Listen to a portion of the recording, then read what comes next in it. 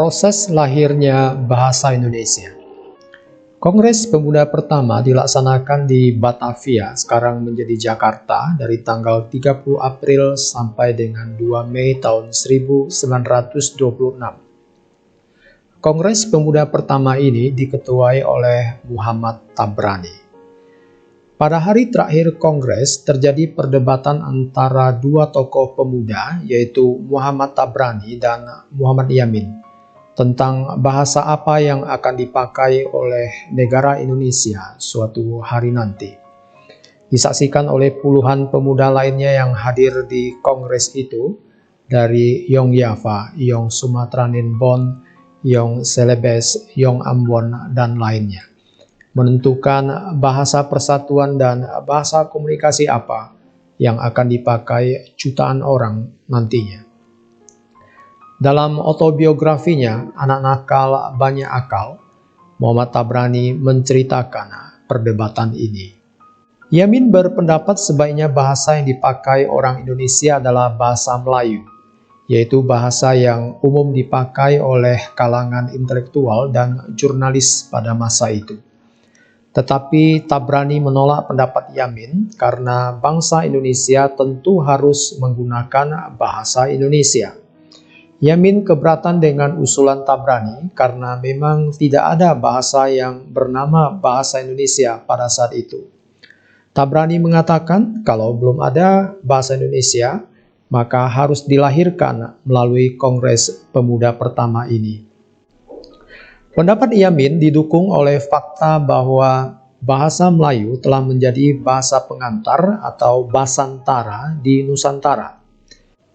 James Collins dalam Language and Civilizations, Malay and Southeast Asia's Maritime Civilization mencatat bahwa pada abad kedua sebelum Masehi telah terjadi migrasi orang-orang berbahasa Proto-Melayu dari Kalimantan Barat ke pulau-pulau lain di Asia Tenggara. Bahasa ini pun tersebar dan seiring perkembangannya ia telah menjadi sedemikian populer ketika kerajaan-kerajaan Islam di sekitar Selat Malaka terbentuk. Ketika bangsa Barat datang, bahasa Melayu ikut mereka adopsi dalam urusan-urusan administratif. Seorang bumiputra dari Ambon bernama Jan Pais pernah ditunjuk oleh Verenigde de Oost-Indische Compagnie atau VOC untuk menjadi panitera pada awal abad ke-17. Pais menulis berita acara pengadilan dengan bahasa Melayu. Berita acara itu yang hingga kini masih tersimpan di kantor arsip di Den Haag, boleh jadi merupakan dokumen tertua berbahasa Melayu dengan aksara Latin yang ditulis oleh kalangan bumiputra. Bahasa Melayu terus-menerus digunakan dan pelan-pelan berkembang serta bercabang sehingga memiliki dialek yang berbeda-beda. Ada Melayu Riau, Melayu Betawi, banyak lagi, bahkan hingga Melayu Papua.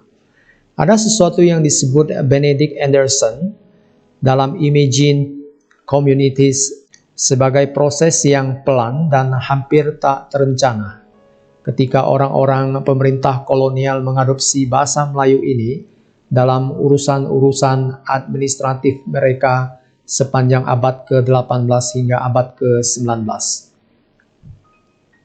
Mereka menyebut bahasa ini Dens Maleis, yang secara harfiah berarti Melayu administratif atau Melayu kedinasan.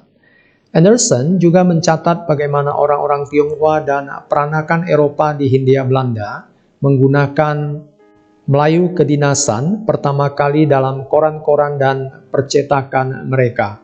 Hingga akhirnya di akhir abad ke-19 kaum bumiputra di berbagai daerah dengan segera mengadopsi bahasa itu.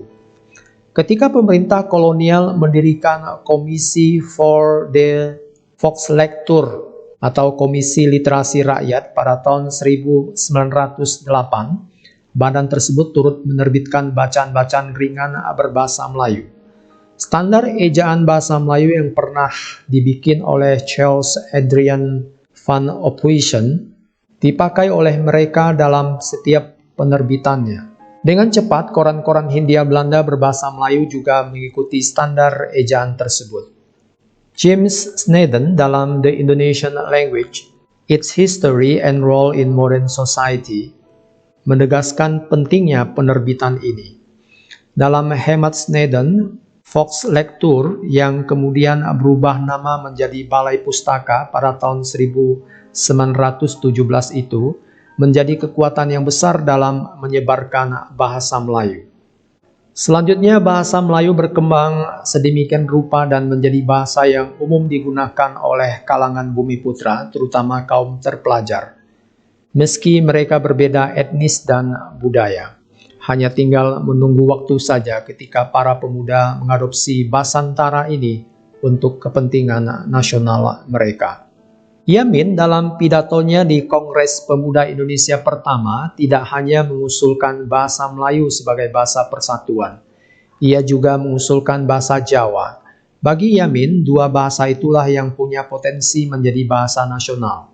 Pendapat Yamin dapat dipahami mengingat 40% dari Bumiputra yang terdiri dari ratusan etnis dan suku berbicara bahasa Jawa. Jika bahasa tersebut yang digunakan, maka sebagian besar populasi tidak perlu mempelajari bahasa yang baru. Akan tetapi para nasionalis saat itu menolak bahasa Jawa sebab keterikatannya dengan budaya Jawa yang sangat hierarkis. Di dalam bahasa Jawa sendiri terdapat pundak usuk yang jelas antara yang kasar atau bahasa ngoko dan bahasa halus atau kromo. Menggunakan bahasa Jawa berarti mengakui kebudayaan yang menjadi sumber bahasa tersebut yang nuansa feodalnya masih terasa kental, bahkan hingga awal abad ke-20.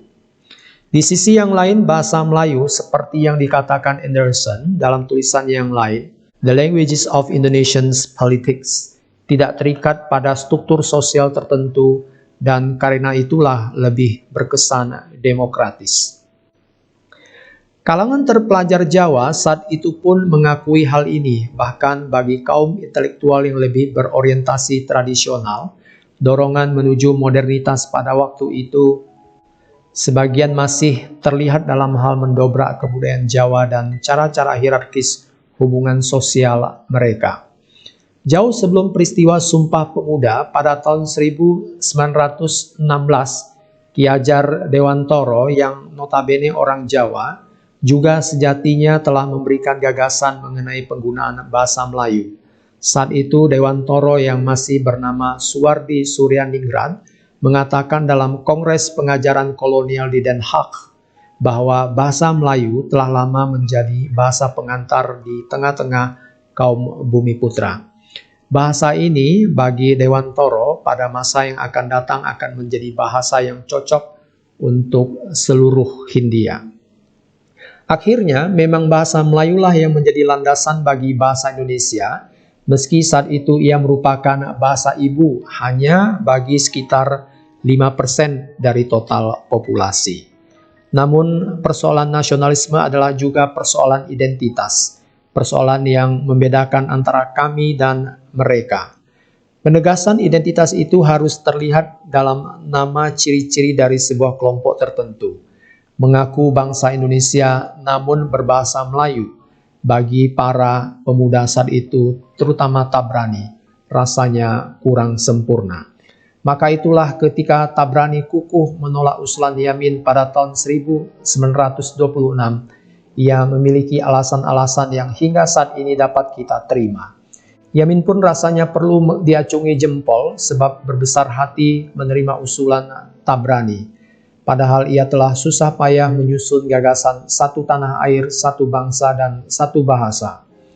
2 tahun setelahnya, pada tahun 1928, usulan itu ia bawa ke Kongres Pemuda Indonesia kedua. Tabrani saat itu memang tak hadir sebab sedang melawat ke Eropa untuk belajar. Namun gagasannya tentang bahasa Indonesia bagi bangsa Indonesia bergaung dalam Kongres itu. Pada hari kedua Kongres, 28 Oktober 1928, 3 keputusan yang menyiratkan persatuan para pemuda dikumandangkan. Hari ini kita mengenang putusan Kongres itu sebagai peristiwa Sumpah Pemuda. Perlu dicatat bahwa teks asli putusan Kongres Pemuda kedua itu sendiri mengaku bertanah air dan bangsa yang satu. Namun khusus untuk bahasa, redaksinya adalah menjunjung bahasa persatuan, bahasa Indonesia. Ini berarti lahirnya bahasa Indonesia saat itu tidaklah menafikan bahasa-bahasa yang lain di Indonesia. Bahasa Indonesia adalah bahasa persatuan, bukan bahasa yang pada akhirnya menjadi satu-satunya bahasa orang Indonesia. Disinilah kearifan para pemuda saat itu. Mereka bersepakat bahwa persatuan tak lantas menyingkirkan kebinekaan. Anderson juga mencatat bahwa arti penting bahasa sebenarnya bukan terletak pada posisinya sebagai salah satu dari kebangsaan, layaknya bendera, pakaian nasional, atau tarian rakyat.